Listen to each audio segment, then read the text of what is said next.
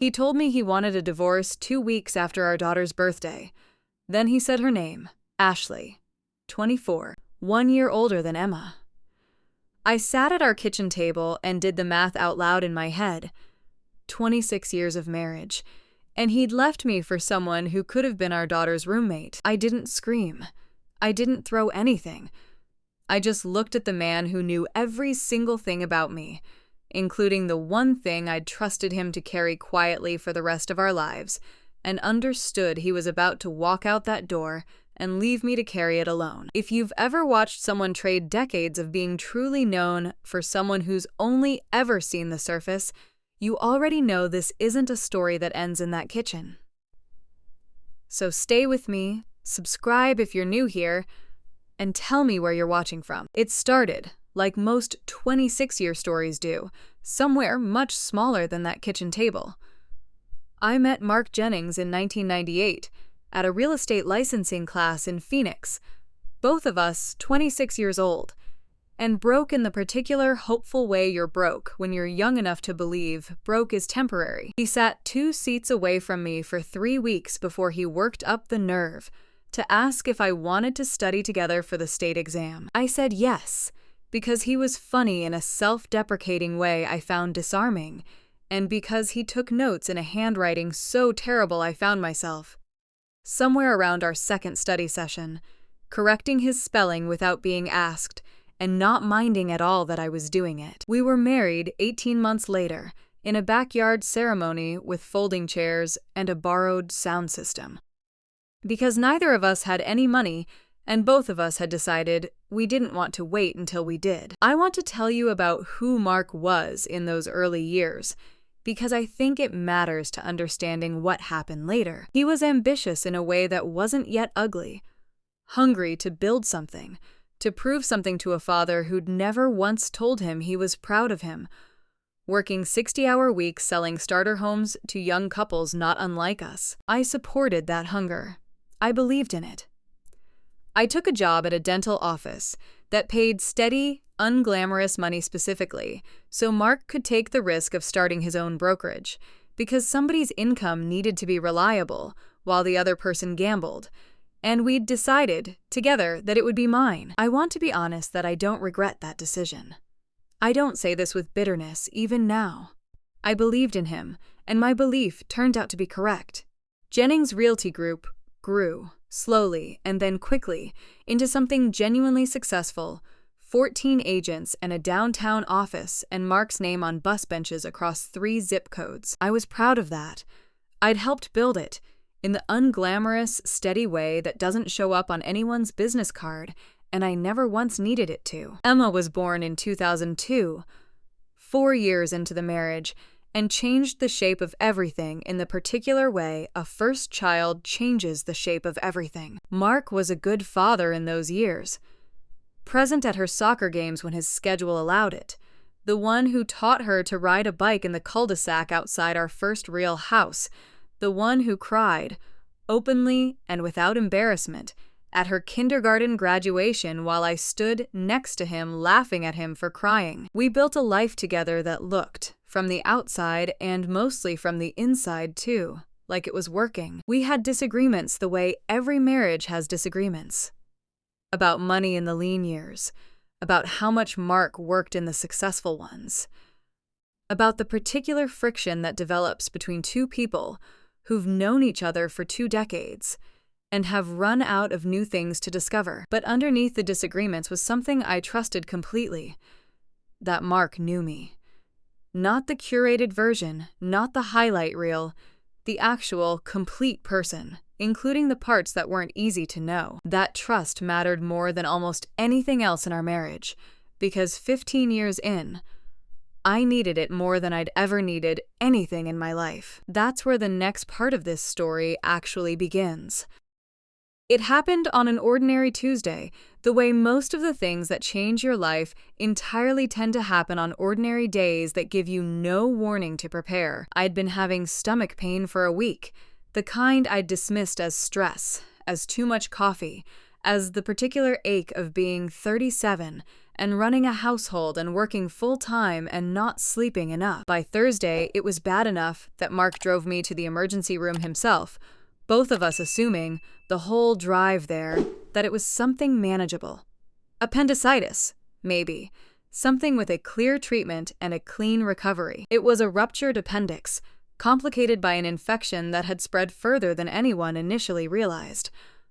I was in surgery for almost 5 hours. I lost enough blood during the complications that the surgical team made the decision, in the moment, to give me a transfusion, a decision that almost certainly saved my life, and that I have never once regretted, even knowing everything that came after. I came out of that surgery alive, which was the only thing that mattered to either of us in the weeks immediately following. Mark slept in a chair in my hospital room for 3 nights.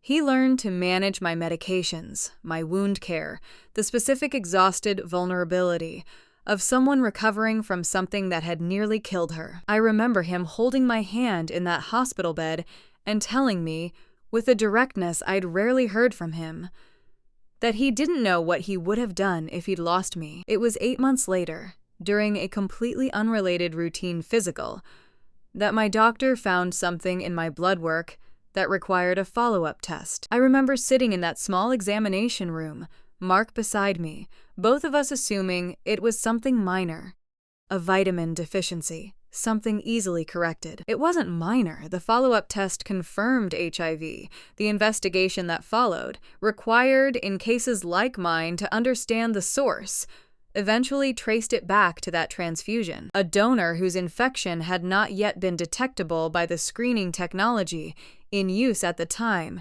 in the narrow window before more sensitive testing became standard. It was, my doctor told us, an exceedingly rare outcome by that point in medical history, but not an impossible one. I had done nothing to cause it.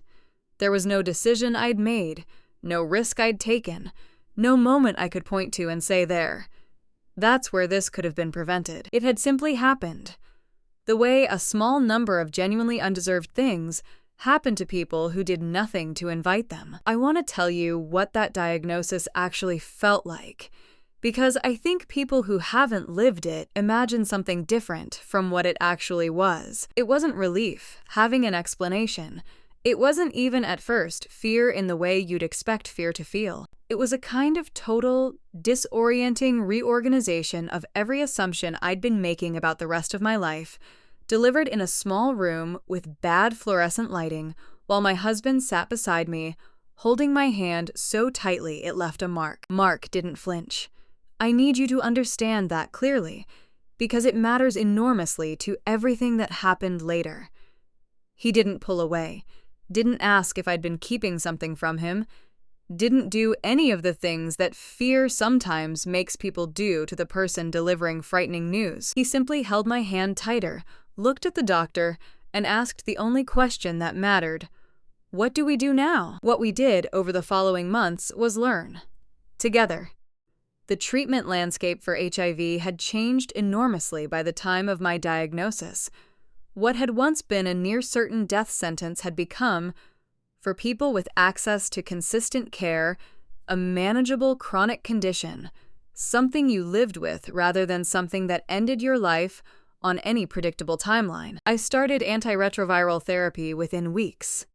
Within 6 months, my viral load was undetectable.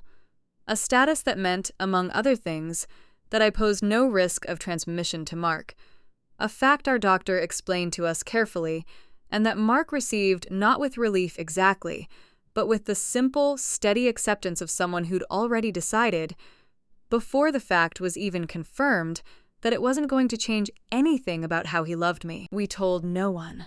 This was a decision we made together, deliberately, not from shame, but from a clear-eyed understanding of the world we lived in. A world where, 15 years ago, and still today in too many places, an HIV diagnosis could cost a person their job, their friendships, their standing in a community, regardless of how manageable the medical reality actually was. We decided, the two of us, that this was information that belonged to us and no one else, and that I would live my life exactly as fully as I'd been living it. simply with a daily medication routine and quarterly doctor visits that nobody outside our marriage needed to know about. Mark kept that secret for 15 years. I want to be fair to him about that. Even now, even after everything, he never once let it slip, never used it against me in an argument, never treated me, in 14 of those 15 years, as anything other than exactly the woman he'd married. He drove me to every doctor's appointment he could make it to. He learned the names of my medications better than I sometimes remembered them myself. He held a piece of my life that could have unraveled everything, and he held it the way you hold something precious rather than something burdensome. That's what made the kitchen table 15 years later so much harder to sit through than it might otherwise have been, because the man who'd held my hand in that small room with the bad fluorescent lighting, who'd asked, "What do we do now?"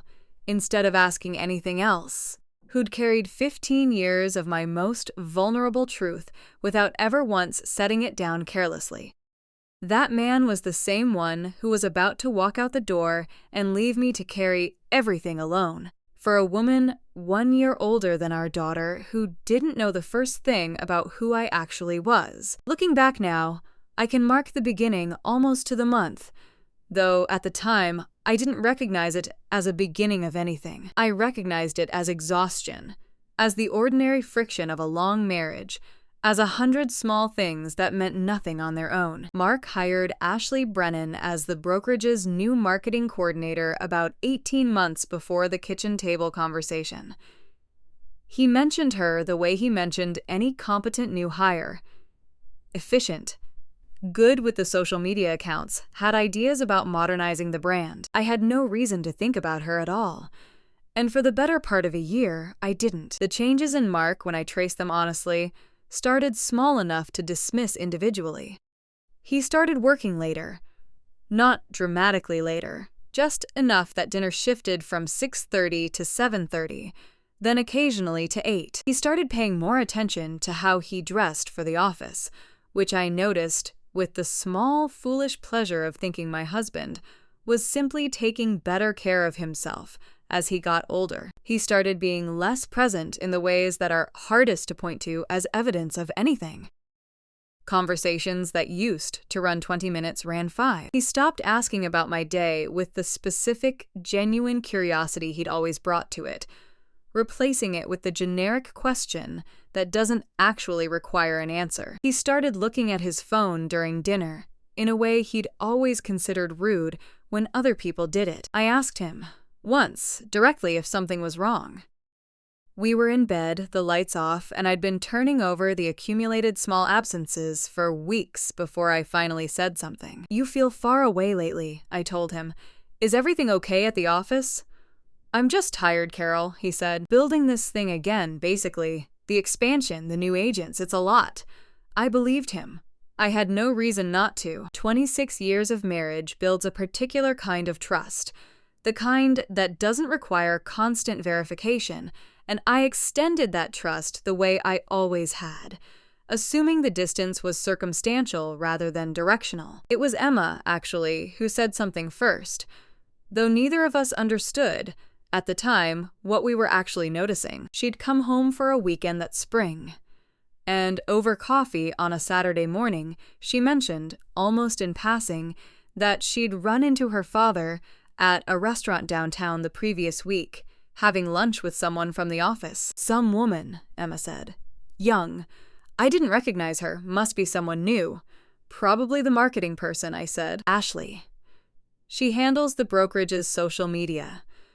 She seemed kind of young to be running marketing for the whole company," Emma said, with the casual observation of someone who'd noticed something and moved on without examining it. "I don't know, she just seemed like she was, my age."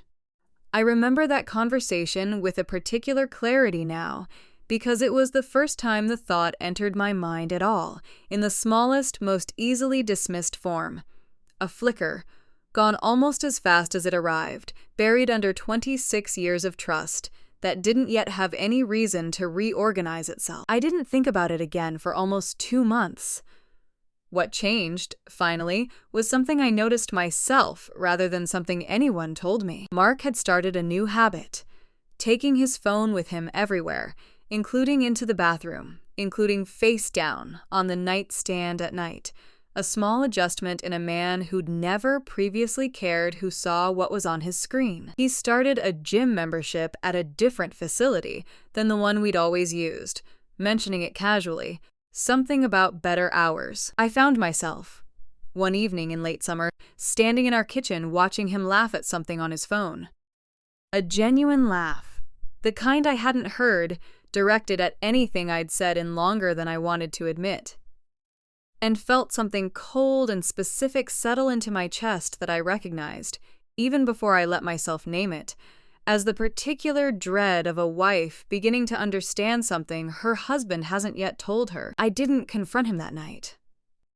I told myself I was being paranoid, that 26 years of marriage didn't unravel over a laugh at a phone screen, that I owed him the same trust he'd shown me in that small examination room 15 years earlier, when the easier thing would have been to pull away. I extended that trust for 3 more months. I think about those 3 months often now.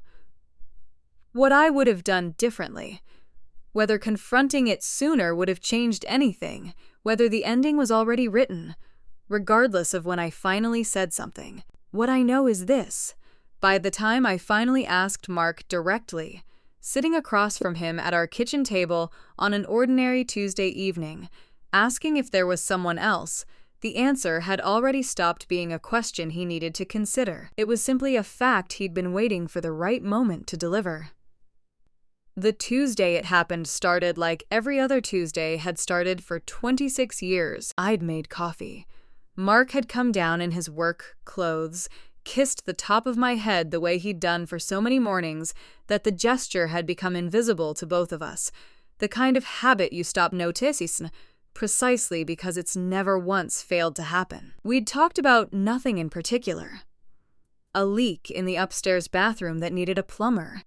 A dinner invitation from old friends we kept meaning to accept. He came home that evening earlier than usual, which should have told me something, though by then I'd trained myself out of reading his patterns too closely. He asked if we could talk.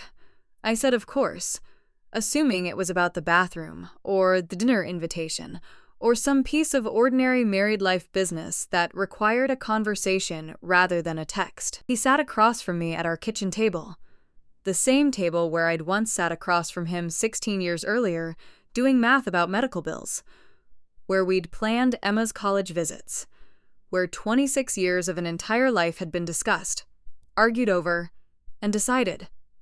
And he told me he wanted a divorce. I asked him why. I want to be honest that some part of me, even then, was hoping for an answer that wasn't the one I'd been quietly dreading for months. A midlife crisis he wanted to talk through. A request for space. Anything that left room for the marriage to still exist on the other side of the conversation. "There's someone else," he said. "I'm sorry, Carol. I didn't plan for this to happen. But it has, and I need to be honest with you about it." "Who?" I asked, though some part of me already knew. "Ashley," he said. "Ashley Brennan." I sat with that name for a moment, doing the arithmetic I'd been avoiding for months, watching him watch me do it. "How old is she, Mark?" He hesitated, just slightly, just long enough to tell me he understood exactly what the answer was going to cost him to say out loud. 24, he said. I thought about Emma. 23 years old, born in this house, raised at this table, 1 year younger than the woman my husband had decided was worth ending our marriage for. I thought about graduation photos on our refrigerator and a kindergarten ceremony where Mark had cried openly, unembarrassed, holding my hand. "She's a year older than your daughter," I said. Not as a question, just as a fact, laid plainly on the table between us, the way you lay down something you need the other person to actually look at rather than simply hear. "I know how it sounds," he said. "I don't think you do," I said. "I don't think you've let yourself actually sit with how it sounds, Mark, or you wouldn't be sitting at this table right now telling me about it so calmly." He didn't have an answer for that. He looked down at his hands, The same hands that had held mine in a small examination room 15 years earlier. The same hands that had learned the names of every medication that kept me alive. And he said nothing for a long moment. "I want you to know this isn't about you not being enough," he said finally, in the tone of a man who'd clearly rehearsed this part, who'd perhaps read it somewhere or heard it from someone else going through a similar reckoning. "This is about me, about wanting to feel something I haven't felt in a long time. I want to tell you what went through my mind in that exact moment, because I think it surprised even me. It wasn't grief yet. Grief came later in waves over the following weeks. What I felt first, sitting at that table, was something colder and more specific. The sudden, complete understanding of exactly what 26 years had actually been worth to the man across from me, measured against whatever Ashley Brennan made him feel that I apparently no longer could. 15 years ago, I said quietly. I sat in a doctor's office and found out something that could have ended everything. You held my hand. You asked what we do now, instead of asking anything else. You've carried that with me every single day since, and I have never once doubted that you'd carry it for the rest of our lives. I looked at him steadily. I need you to understand what you're actually walking away from, Mark. Not just me. Everything I trusted you with. Something moved across his face. Not quite shame, not yet, but the beginning of an understanding he'd clearly been avoiding examining too closely. I haven't told anyone, he said quietly. I want you to know that. Whatever happens with us, I'm not going to. That's not actually reassuring, I said. Do you understand that? You're telling me you're leaving me for a woman 1 year older than our daughter. And the thing you think I need comfort about is whether you'll keep my medical history private. As if the secret was ever the hard part, Mark. The hard part was always trusting you to be there. And you're choosing, right now, at this table, not to be. He didn't argue with that. I think somewhere underneath the rehearsed lines about feeling something he hadn't felt in a long time, he understood exactly what he was doing and exactly what it cost. I need some time, he said, instead of responding to what I'd actually said. I'm staying at the Marriott downtown for now. We can figure out the logistics when you're ready. He stood up from the table. I watched him go.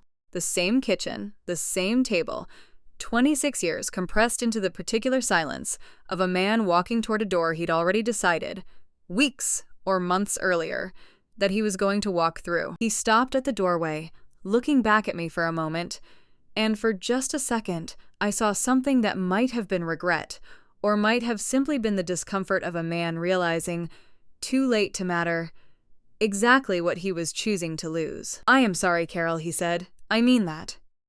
Then he left, and I sat alone at our kitchen table in the quiet that comes after something enormous has just happened, holding a coffee cup that had gone cold an hour earlier, understanding, with a clarity that frightened me, that I was about to face the hardest parts of my life. The medication schedule, the doctor's appointments, the careful daily maintenance of a body and a secret I'd shared with exactly one person, entirely alone for the first time in 15 years. Spist Clan.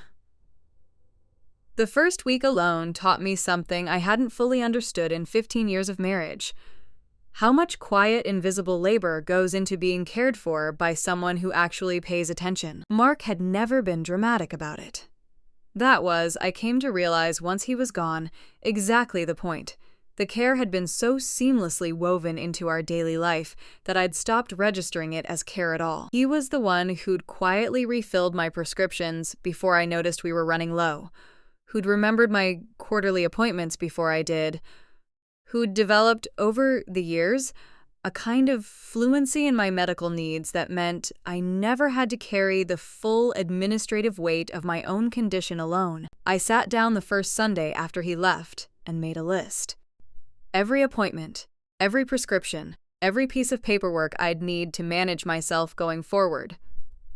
And found, looking at the completed list, that I was crying in a way I hadn't allowed myself to cry yet, not from grief about the marriage specifically, but from the sudden, sharp understanding of how much invisible scaffolding had just been removed from my life all at once. I called my doctor's office Monday morning and asked for an earlier appointment than my regularly scheduled one, not because anything was medically wrong, but because I needed badly to sit across from someone who already knew everything about me and didn't require an explanation. Dr. Patel had been my physician for 12 of my 15 years since diagnosis.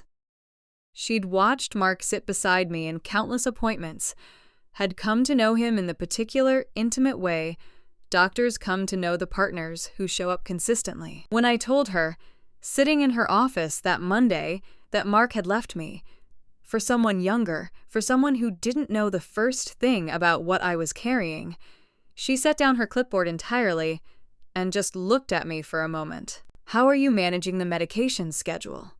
she asked, which I understood, even through my own distress, as her particular way of asking how I was actually doing. "I'm managing it," I said. "I just have to actually remember it myself now." She nodded slowly. "You've done this before," she said. "Before Mark, even. You managed your own care for the first 8 months, before the two of you developed your system together. You know how to do this, Carol. You're just relearning something you used to know." I held on to that, the way you hold on to something solid when everything else feels uncertain. I had managed before. I could manage again. What I hadn't anticipated in those first weeks was the particular specific fear that crept in alongside the grief.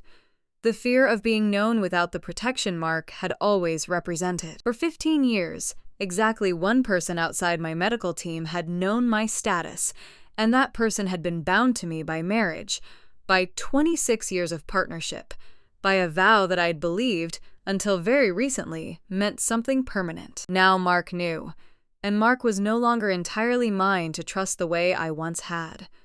I didn't believe, even in my worst moments, that he would deliberately expose something so private out of cruelty.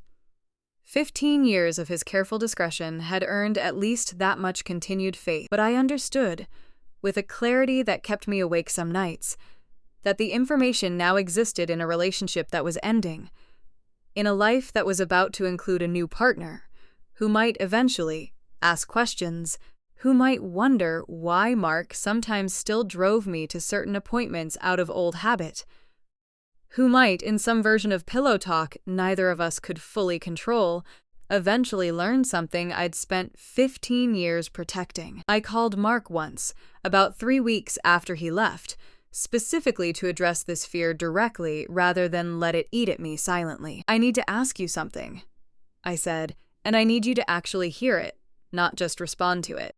"Okay," he said, his voice careful.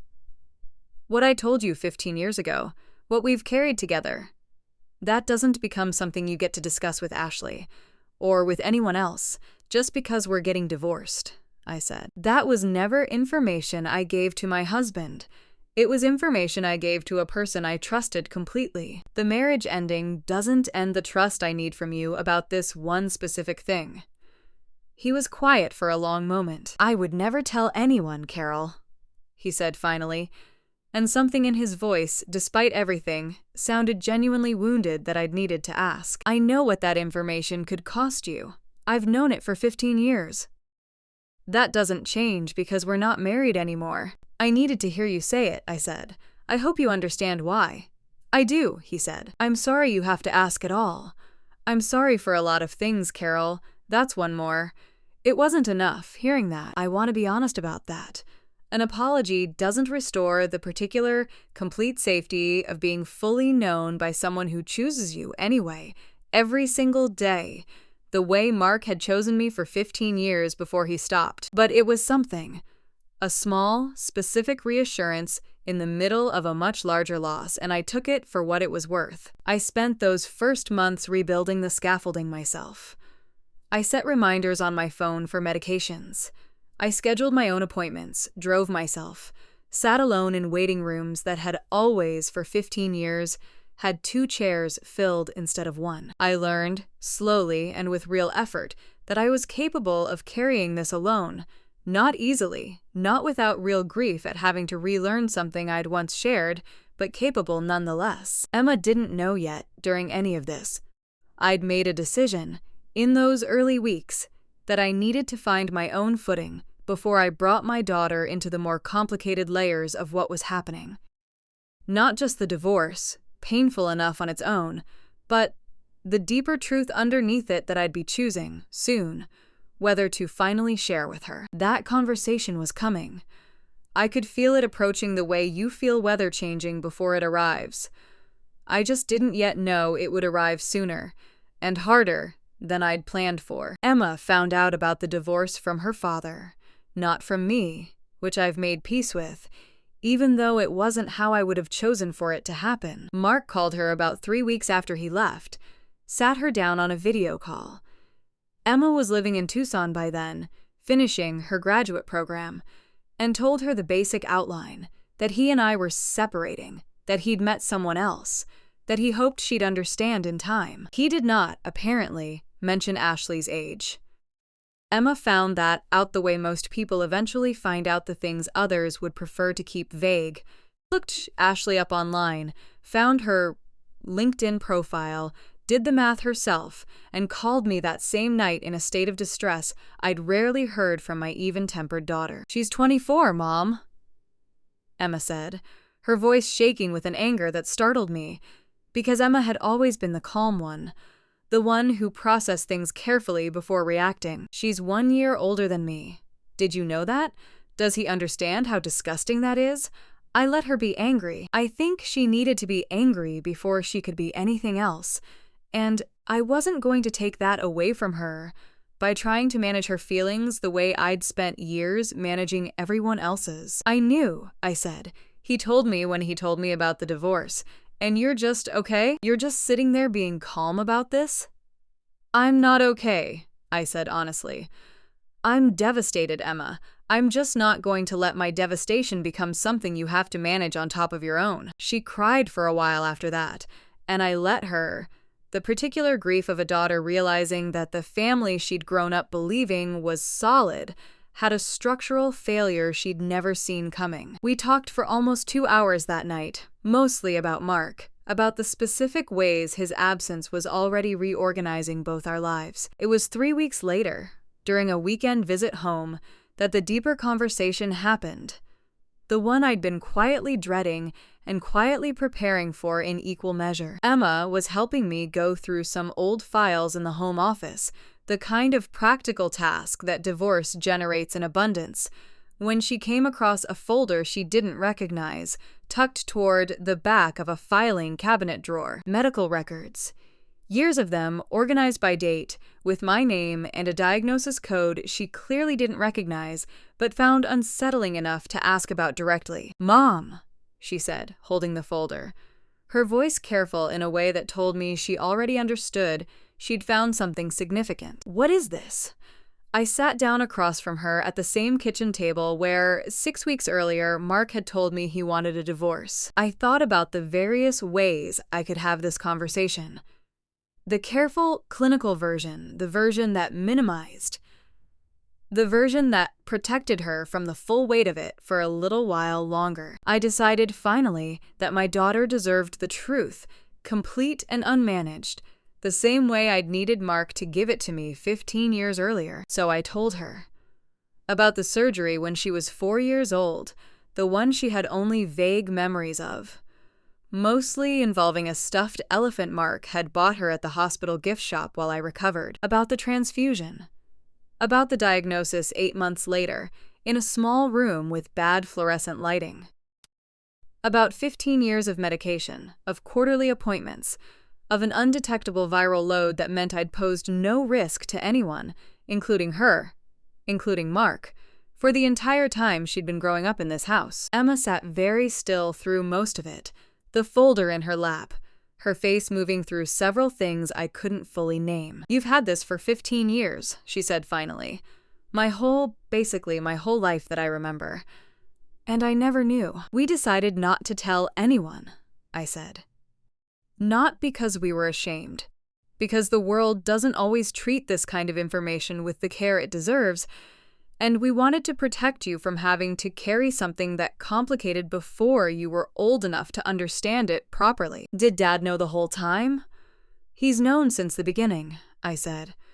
He was there in the doctor's office. He's the one who held my hand. Emma was quiet for a long moment, and I watched her face do something complicated. Watched her connect, in real time, the 15 years of quiet devotion she'd witnessed without understanding its full context, to the man who had just walked out the door for someone who knew none of it. He knew all of that, she said slowly, and he still left you, for someone who doesn't know the first thing about who you actually are. Yes, I said. That's so much worse, Emma said, and something in her voice broke slightly, the particular anger of a daughter understanding, fully, the scale of what her father had thrown away. It's not just that he left you for someone younger, Mom.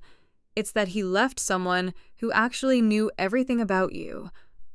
All of it, the hardest parts too, for someone who's never had to know anything hard about anybody. I hadn't fully articulated that distinction to myself yet. Not in those exact terms.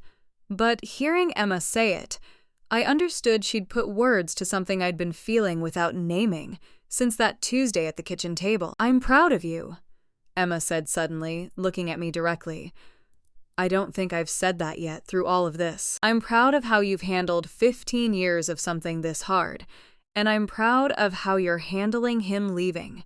And I need you to know that none of what's happened changes one single thing about how I see you. I cried then, the kind of crying I'd been holding back through weeks of careful management, and Emma came around the table and held me the way I'd held her through every hard thing in her own childhood, and for a while neither of us said anything else because nothing else needed saying. When she finally pulled back, she wiped her own eyes and looked at me with an expression I recognized.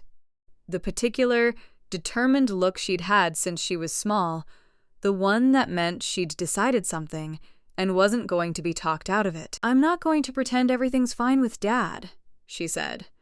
Not yet. Maybe not for a long time. He gets to be my father, and I'm not going to cut him out of my life, completely. But he needs to understand that I know everything now, both things. And he needs to understand exactly what that means about what he chose to walk away from. I didn't try to manage that decision for her the way I hadn't tried to manage her anger weeks earlier. Emma was 23 years old, fully capable of deciding her own relationship with her father. And I'd raised her, I realized in that moment, to be exactly the kind of person who could hold complicated truth without flinching from it. She'd learned that from somewhere. I let myself believe, sitting at that kitchen table with my daughter's arms still half around me, that she'd learned at least some of it from watching me. The divorce proceedings took 7 months, which my attorney told me was relatively swift, all things considered. I want to be honest about the legal process, because I think people imagine divorce, in stories like this, as something that delivers clean, dramatic justice. A single moment in a courtroom where the wronged party is visibly vindicated and the wrongdoer visibly punished. It doesn't work like that. It works slowly, in paperwork and negotiation and depositions, in the language of equitable distribution rather than moral accounting, in the particular, exhausting administrative labor of dismantling a 26-year shared life into columns of assets and liabilities. What I had, going into that process, was a good attorney named Patricia Okafor, who'd been recommended by a friend, and who had, in our first meeting, asked me a simple, direct question. What do you actually need from this, Carol? Not what you're angry about. What do you need? I thought about that question seriously before I answered it, because I understood it was the right question and deserved a real answer. Security, I told her finally. Financial security that doesn't depend on anyone else, for however long I have. And I need this to be finished clearly, without anything left ambiguous that he can come back to later. Patricia Okafor built that case. Methodically, thoroughly, with the particular precision of someone who'd been doing this long enough to know that the facts, when properly organized, don't require embellishment to make their own argument. The facts, properly organized, were considerable. 26 years of marriage. My dental office salary, steady and unglamorous, which had provided the financial stability that allowed Mark to take the risk of starting his own brokerage in the early years, documented instances of my contribution to Jennings Realty Group's early operations. Client correspondence, appointment scheduling, the thousand small administrative tasks of a growing business that nobody had ever given me a title for because I'd simply done them because they needed doing. The house, purchased jointly, appreciated significantly over 24 years in the Phoenix market. Arizona is a community property state, which meant the division of assets began from a different starting point than Mark had apparently assumed when he'd moved into the Marriott downtown, with, I suspected, a more favorable calculation already in his head. Patricia also raised, carefully and specifically, the question of Mark's ongoing access to highly sensitive private medical information about me, not as a legal threat, but as context for why a clean separation, without lingering financial entanglements that would require continued contact, was in both parties' interest. Mark's attorney understood what was being communicated. Mark, I was told, also understood. The settlement was fair, and then some. The house was mine. Mark agreed to this relatively quickly, perhaps understanding, on some level, that contesting it would require him to have a conversation in a deposition about why he'd left. At which point, Ashley Brennan's age and her relationship to our daughter's age would become part of the official record of proceedings that certain people in Phoenix's business community would eventually access. Mark had a reputation in this city, carefully built over 20 years, that he was apparently unwilling to put in front of a discovery process. I let Patricia use that understanding exactly as far as it needed to go, and no further. The financial settlement reflected 26 years of contribution accurately, which is to say it reflected more than Mark had initially offered. I don't have any particular satisfaction in that. Money doesn't restore 15 years of privacy and trust, doesn't give back the particular irreplaceable safety of being completely known by someone who chooses you anyway. But it gave me the security Patricia had set out to build. The kind that didn't depend on anyone else, and that was what I'd asked for. What happened to Mark's reputation in the months that followed the divorce was, largely, not something I controlled or orchestrated. I want to be clear about that, because I think it's important to how I think of myself through all of this. I didn't run a campaign. I didn't tell people what he'd done. I didn't need to. Phoenix is a large city, but certain professional circles within it are considerably smaller. And word travels in those circles the way word has always traveled, through the particular social infrastructure of people who know each other's business and notice when something changes. Mark moved Ashley into his apartment about a month after the divorce was finalized, which meant she started appearing at industry events alongside him. Which meant people started doing exactly the same arithmetic Emma had done. Looking her up, noticing her age, doing the math relative to Emma's age, which several of his colleagues knew because they'd attended Emma's graduation party 2 years earlier. I don't know who said what to whom first. I know that certain professional relationships changed their shape in the months after the divorce. Invitations that previously arrived for Mark stopped arriving, or arrived for one fewer than they once had. I know that a colleague who'd known us both for 15 years called me, not to gossip, but to say simply that she wanted me to know she was thinking of me, which communicated something specific about where her loyalty had settled. I know that Ashley, who was 24 years old, and in her first serious relationship with a man 30 years her senior, who was rebuilding his reputation in a city where reputation matters, eventually had to navigate something considerably more complicated than the beginning of the relationship had suggested it would be. I don't take pleasure in any of that, particularly. What I take something closer to quiet satisfaction in is something different. The knowledge that the truth of a situation, when it's clear enough, doesn't require anyone to advocate for it. It simply exists, and people who are paying attention eventually see it. Mark called me once, about 4 months after the divorce was finalized. On an evening I wasn't expecting to hear from him. He didn't say much. Asked how I was doing, which I answered honestly and briefly. Asked about Emma, which I answered less briefly because Emma was well, and I was genuinely glad to say so. Before he hung up, he said something I didn't expect. I think about what you said at the kitchen table the last night about what I was actually walking away from. I know you do, I said. I could see it on your face when you left. He was quiet for a moment. I'm sorry, Carol. I know that doesn't fix anything. No, I agreed. It doesn't. But I appreciate you saying it anyway. He hung up, and I sat for a while in the house that was mine now, in the quiet of an evening that belonged entirely to me, and felt, for the first time since any of this had begun, something that was not grief and not anger, but something quieter and more settled underneath both of them. Not forgiveness yet. I want to be honest about that. But the beginning of the particular peace that comes when you understand, completely and without remaining uncertainty, that you are going to be all right. The decision to tell people didn't come all at once.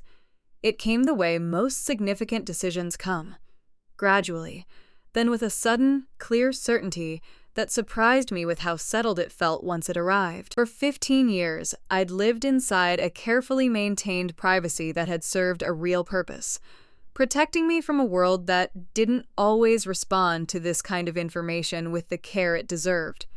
Protecting Emma from a complexity she wasn't yet old enough to hold.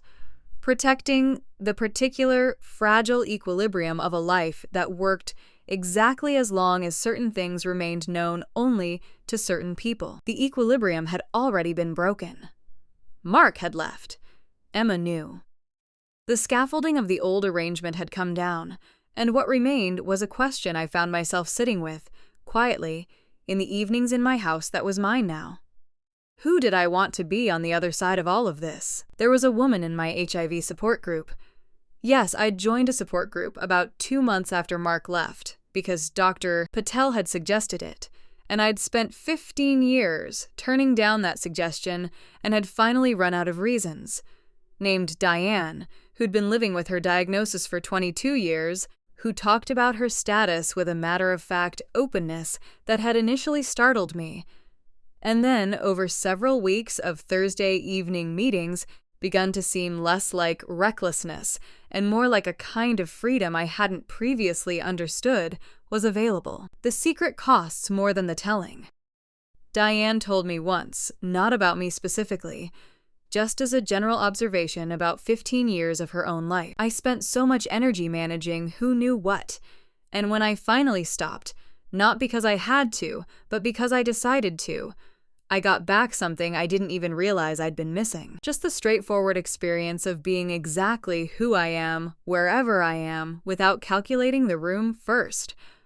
I thought about that for weeks, about the specific energy of calculation, the constant, low-level monitoring of what each person in each room knew, the careful navigation of questions that got too close, the particular exhaustion of being half present in every conversation because the other half was always tracking the perimeter of the secret. I'd done that calculation for 15 years. Mark leaving hadn't made it unnecessary. It had in some ways made it more complicated, because now the information existed in a relationship I no longer fully controlled. But it had also, paradoxically, cracked something open. The privacy I'd been protecting was no longer complete. Emma knew. Dr. Patel had always known. Diane and the Thursday group knew. The circle had already widened, not by my choice, and what I found on the other side of that widening was not the catastrophe I'd always quietly feared, but something considerably more manageable. The first person I told voluntarily was my closest friend, a woman named Ruth, who'd known me for 30 years, who'd sat with me through Frank's early business struggles and Emma's childhood, and the particular grinding work of a long marriage, and who'd never once given me any reason to doubt what she'd do with something important. I told her over coffee on a Saturday morning, in the same casual, unhurried way I might have told her about a change in my medication for something unremarkable, because that was the register I decided I wanted to use. Not a confession, not a revelation, just information about my life being shared with someone who deserved to have it. Ruth listened without interrupting. When I finished, she was quiet for a moment, then reached across the table and put her hand over mine. "I wish you'd felt like you could tell me sooner," she said. "Not because it changes anything. It doesn't change a single thing about anything. Just because you've been carrying this, and you didn't have to carry it alone." That was, I discovered, the consistent response of the people who actually mattered. Not shock, not pity, not the frightened withdrawal I'd always, in some quiet part of my mind, been bracing for. Just the simple, steady adjustment of a person updating their understanding of someone they already loved, and finding that the update didn't require any revision of the love itself. I told a handful of people over the following months.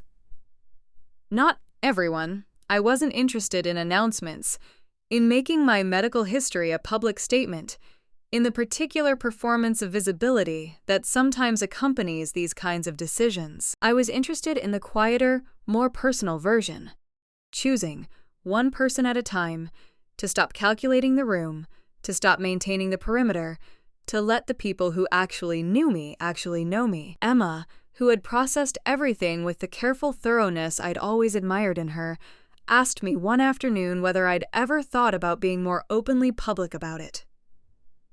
"Not for my sake," she clarified quickly, but because she'd been reading about HIV advocacy work, about the specific importance of people who'd been living well with diagnoses for decades being visible to people newly diagnosed, who needed to understand what a full, complete life with HIV actually looked like. "You've been living it for 15 years, Mom," she said. "That's not nothing. That's actually a lot. I thought about that, about the young woman I might have been 22 years ago. If someone had shown me what 15 years looked like from the other side, about the specific comfort of evidence, not statistics, not medical literature, but an actual person standing in front of you saying, 'I have been exactly where you are, and here is what 15 years from now looks like.'" I started volunteering with a Phoenix-based HIV advocacy organization 6 months after the divorce was finalized. Not as a spokesperson, not in any formal capacity, just showing up on Tuesday afternoons to sit with people who were newly navigating a diagnosis, to answer questions when they had them, to be present in the simple, specific way that presence can be useful when someone is afraid of something you stopped being afraid of a long time ago. The first time someone asked me, in one of those Tuesday sessions, how long I'd been living with my diagnosis, and I answered, 15 years, going on 16, undetectable the entire time, healthy, fully functional, still here. I watched something shift in their face that I recognized because I'd felt it myself, once, in a small room with bad fluorescent lighting while my husband held my hand. The shift from "this is the end of something" to "this is the beginning of figuring out what comes next." I thought about Mark, briefly, in that moment. About the man who'd held my hand in that room and asked, "What do we do now?" instead of asking anything else. I thought about what we'd done, the two of us, and about what I was doing now, without him, and about the specific truth that the life I was living, this Tuesday afternoon, in this room, with this person looking at me with something shifting behind their eyes, had been built on everything that had come before it, including the parts that had hurt most. I didn't feel grateful to Mark for leaving. I want to be honest about that. Gratitude wasn't what I felt. But I felt, sitting in that room, something that I'd been working toward without quite reaching for most of the year since the kitchen table conversation. The particular, settled understanding of a woman who has been through something difficult and arrived somewhere real on the other side of it. Not intact the way she was before. Nobody arrives anywhere real completely intact. But herself. Fully, completely, finally just herself. No calculation, no perimeter, no half presence in every room. Just Carol, here, still standing. I've been thinking, in the year since Mark left, about what this story actually teaches. Not what it feels like it teaches in the moment of the kitchen table, or the moment Emma cried in the home office, Or the moment I sat across from a newly diagnosed person on a Tuesday afternoon and watched something shift behind their eyes. What it actually teaches, when you step back far enough to see the whole shape of it. There are two lessons in this story. They're separate. I think it matters that they stay separate, because collapsing them into one tidy moral would make both of them smaller than they actually are. The first lesson is about marriage. Specifically, it's about what happens when a person mistakes the comfort of being known for something they can eventually stop needing. Mark knew me. That's the part I keep returning to, the part that makes his choice so much harder to understand than a simpler betrayal would have been. He didn't leave me for Ashley out of ignorance. He left knowing exactly what he was walking away from. 26 years of a real person, complicated and complete, including the parts that required genuine courage to stay beside. He traded that for the particular appeal of someone who only knew the surface, and I think, if I'm honest about what I understand now that I didn't understand fully then, that the surface was at least partly the point. There's a particular way that long marriages get difficult, not dramatically, not with crises, just with the ordinary accumulation of being fully known. When someone has seen you through a surgery and a diagnosis and 15 years of daily medication and the grinding, unglamorous work of building a life together, you can no longer perform the version of yourself you'd prefer them to see. You are simply who you are, in the full, unedited, sometimes exhausting reality of that. And some people, at a certain point, find the unedited version less appealing than the blank page of someone who doesn't know them yet. That's not Ashley's fault. I want to be clear about that. She was 24 years old and in love with someone she thought she knew, and what she didn't know was that the version of Mark she was in love with was a performance made possible by the presence of someone he was actively leaving. She'll find that out eventually, when she knows him well enough for the performance to stop being sustainable. Most people do. What I'd say to anyone watching this who recognizes something in their own marriage, not necessarily the dramatic version, just the quieter erosion of being gradually less seen by someone who used to see you completely, is this. The discomfort of being fully known is not a problem with the relationship. It's evidence that the relationship is real. The blank page isn't intimacy. It's just the absence of history, dressed up as possibility. Don't trade the real thing for the absence of history. It's a worse deal than it looks from the outside. The second lesson is about HIV and about who gets to be invisible. I've lived with this diagnosis for 15 years. I've been healthy, functional, fully present in my own life for all of it. I've raised a daughter, maintained a marriage, held a job, built friendships, sat in Tuesday afternoons with newly diagnosed people, and watched something shift behind their eyes.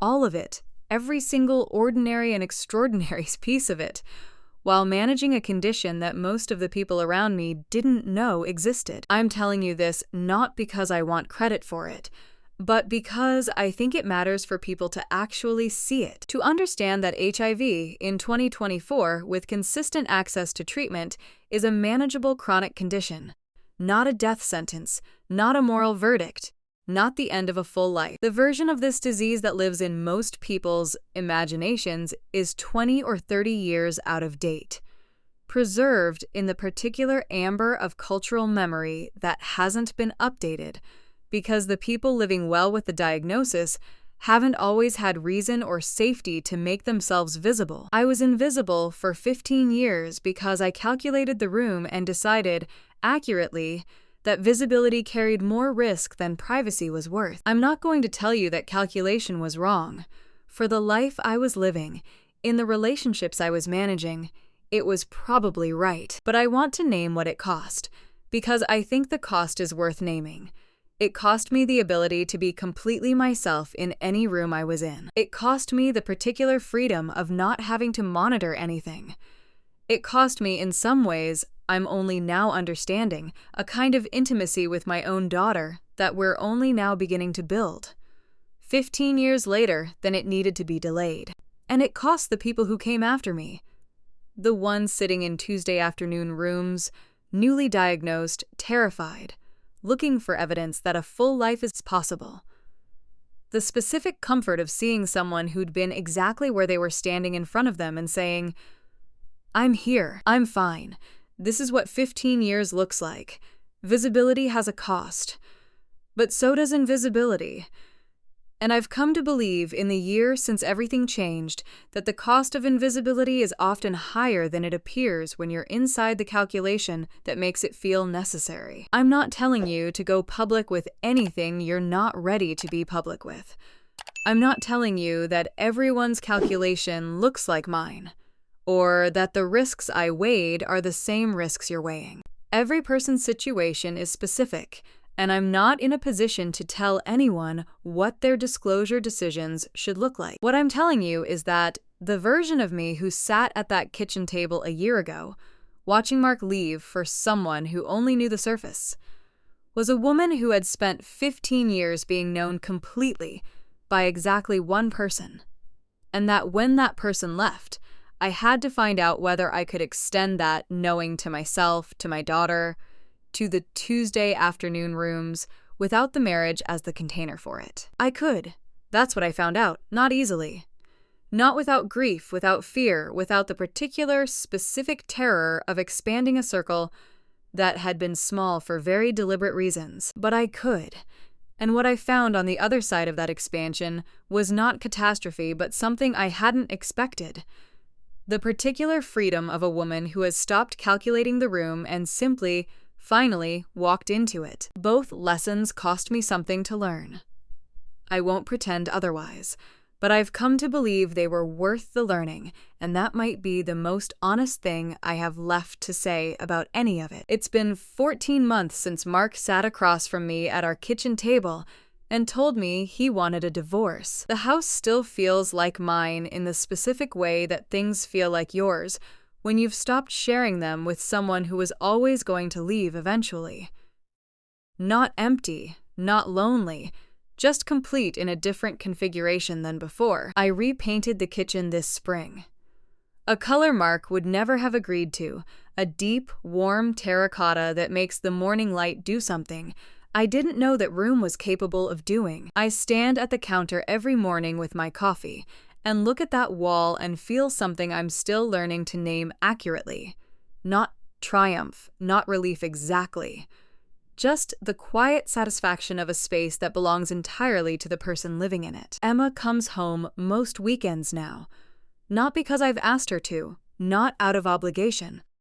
She comes because something shifted between us in that home office afternoon, when the folder came out of the filing cabinet and the last 15 years of my life finally had room to exist in her presence. We talk differently now. More completely. I know things about her life she'd kept careful before, and she knows things about mine I'd kept careful before. And what we've discovered on the other side of all that carefulness is that we were both protecting the other person from something neither of us actually needed protection from. She asked me last month if I'd be willing to speak at an event her graduate program was organizing. A panel about chronic illness, about living fully with diagnoses that carry stigma, about the gap between what a condition looks like from the outside and what it actually feels like from the inside. I said yes before she'd finished asking the question, which surprised both of us. I stood at that podium in a room full of students I'd never met, and I told them some version of what I've told you. About 15 years of medication and quarterly appointments, and the specific cost of invisibility. About the Tuesday afternoon rooms, about the blank page versus the real thing. I told it plainly, without embellishment, the way I've always preferred to tell hard truths. Clearly enough to be understood, not so carefully that the truth gets lost in the telling. Afterward, a young woman came up to me, maybe 25, with the particular expression of someone who has been carrying something heavy and has just been given, unexpectedly, a glimpse of what it might feel like to set it down. She didn't say much. She just said, "Thank you for being here," in a way that meant something specific and didn't require elaboration. I thought about Mark briefly in that moment. about the man who'd held my hand in a small room with bad fluorescent lighting and asked, "What do we do now?" instead of asking anything else. I thought about what I owed him for those 15 years of steadiness, which was real and deserved to be acknowledged even now, even after everything. And I thought about what I owed myself for the 15 years before that, for building, before I ever met him, a person solid enough to still be standing at a podium, talking to a room full of strangers about a full life, after he decided he'd rather start over with someone who didn't have to know any of it. I'm 52 years old. I take one pill every morning with my terracotta wall coffee. My viral load is undetectable, has been for 15 years, will almost certainly remain so for as long as I choose to manage it. I see Dr. Patel every 3 months. I show up on Tuesday afternoons. I answer questions when people have them, honestly and specifically, because I understand now what it costs when the people who could answer them don't. I'm also, for the first time in 26 years, entirely responsible for my own life. Every decision, every color on every wall, every morning and every evening, managed by exactly the person they belong to. That's not a loss I'm grieving anymore. I think it might actually be the thing I'd been working toward without knowing it, through all of it. The marriage, the diagnosis, the kitchen table, the home office, the Tuesday afternoons. The particular arrived at freedom of a woman who has finally, after a long time of being known by others, gotten around to fully knowing herself. If any part of this story stayed with you, subscribe if you're new here, and tell me in the comments, what's the thing you've been carrying that you've never quite let yourself put down? I read everyone, and I'll see you in the next story.